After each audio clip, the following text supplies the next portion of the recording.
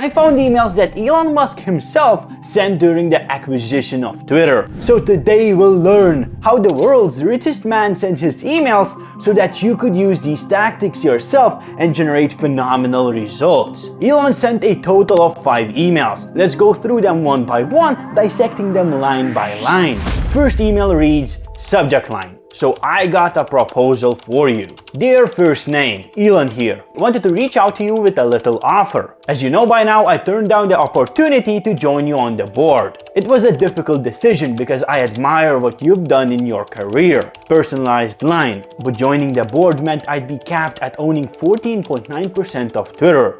I'm aiming for 100. So I wanted you to be the first to know I'm planning to make an offer to buy the entire company. And I hope you'll be on board. Get it? Board? Because you're on the board? I'm quite good at making normal human jokes. Please reply to let me know if I can count on your support. Elon.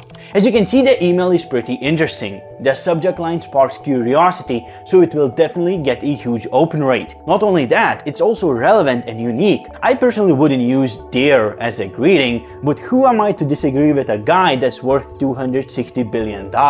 Well, I'm Sam and I work for Salesforge, so I'm almost on par with Elon Musk. The reason why I wouldn't use dear in the greeting is because it's not natural and it's commonly used by spam or phishing emails. So using that simple word could affect my deliverability. Next, Elon lets the prospect know the reason behind this email, which is a little offer. And after the offer, you have a transition into a personalization part of the email, where Elon compliments achievements made by the prospect. Seems like Elon uses a little bit of storytelling in his email to convey his reasoning, and after that comes the offer. The offer is very passive, only mentioning that Elon hopes the prospect will be on board. And after that, there's some humor to keep the email interesting, followed by a very soft CTA. This is only the first out of 5 emails, but we can already learn a ton. First, curiosity and relevancy ensures high email open rate and that your emails can be found between a sea of others. If you send quick question as subject line, your email will get lost between hundreds of other generic subject lines. This whole email written by Elon uses hints of storytelling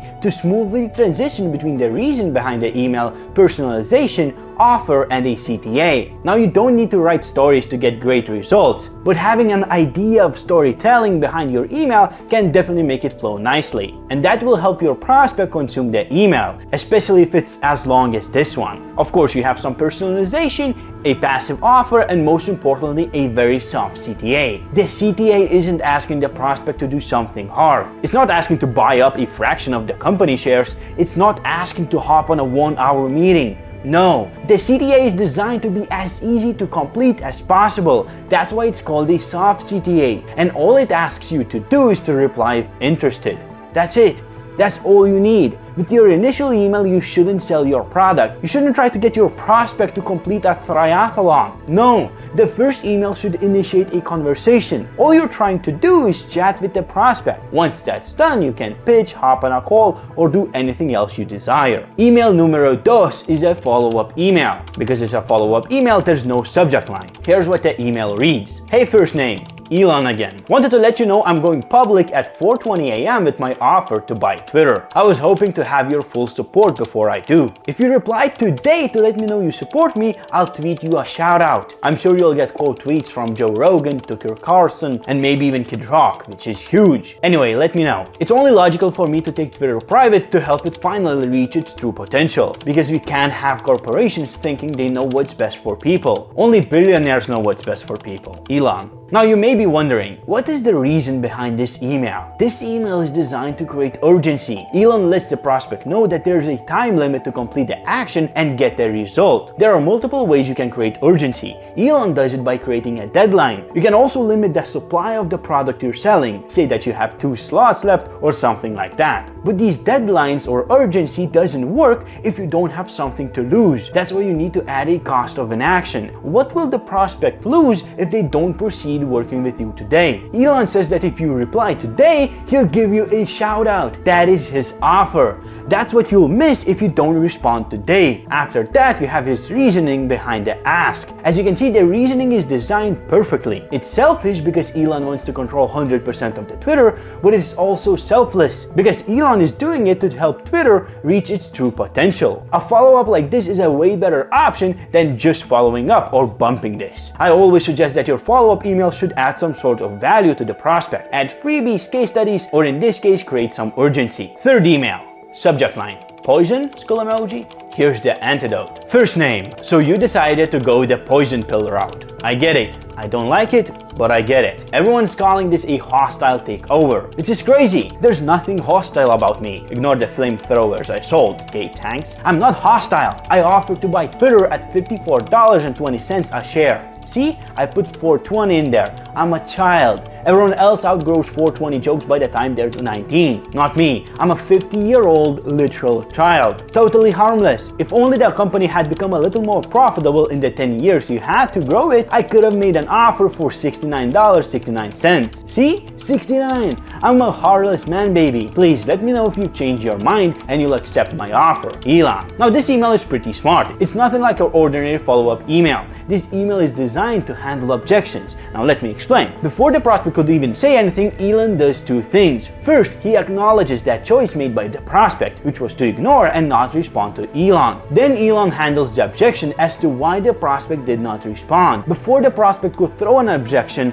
titling the acquisition of Twitter as a hostile takeover, Elon does it himself and disproves it. He knows what the board members are thinking. Everything is all over the internet. So Elon goes and explains why the hesitation for the prospects to not move along with a deal has no solid reasoning. You may be thinking, how in the world could you do the same if you're not taking over Twitter? Well, it's pretty simple. If you want to use the same tactic and acknowledge the concerns of the prospect and handle their objections before they could throw them at you, you need to do this. First, list the most common objections you've gotten in the past. Is it pricing? Is it that your product doesn't work in that niche? What is it? List out the most important objections you had. And now simply acknowledge and disprove them in your follow-up email. Easy as that, you gain more trust by your prospect by being self-aware. Test it and you'll see that it does wonders. Fourth email. Again, no subject line because it was sent as a follow-up email. And here's what it says. Hey, first name, Elon here again. So it appears no white knight is coming to acquire Twitter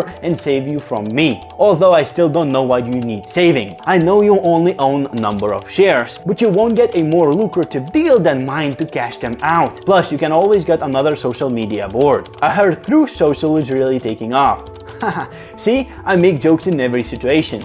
Let me know if you're ready to sell. This email is not anything special. It's designed to fish out a reply. It first mentions that there are no other options apart from selling the stake of Twitter. Then it's slightly personalized based on the number of shares the prospect owns. And lastly, the deal is presented as the best option in this situation. And of course, at the end, the soft CTA. If you noticed, even though the email is pushing for a reply, it's still centered around the recipient, not around Elon. It says you 6 times. The deal is positioned towards the prospect. The personalization is about the prospect. The joke is about the prospect. The center of this whole ordeal isn't Elon, it's the prospect. And the fifth email does it even better. Subject line: first name, don't be the only holdout. Hey, first name, the board is meeting in a couple of days to discuss my offer, and pretty much everyone else is in. The rest of the board wants it. The shareholders want it. The users want it. You don't want to be the only one who's out, right? I wanted to take one more shot to clear up any last concerns to get you on the team before Sunday. I will get rid of the bots on Twitter.